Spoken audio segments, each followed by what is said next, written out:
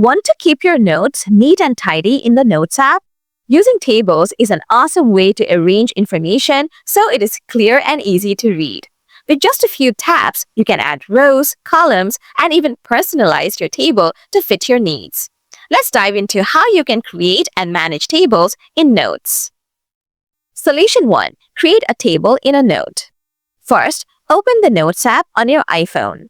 Next, either pick an existing note or tap the new note icon to create a fresh one.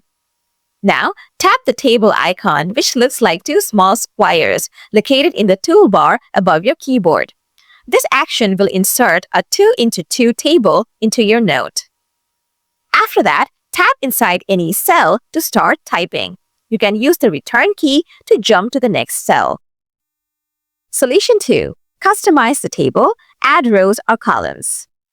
Once you have added your table, tap any cell within it to display table options. Then, tap the More Options button, which has 3 dots at the top of the table.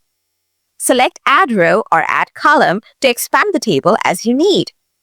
You can also remove rows or columns by tapping the header of the row or column you want to delete, then selecting Delete Row or Delete Column.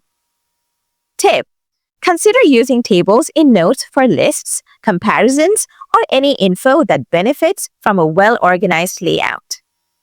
By following these steps, you'll be able to create and customize tables in the Notes app, making it a breeze to organize your information. Stay tuned for more handy tips on using the Notes app.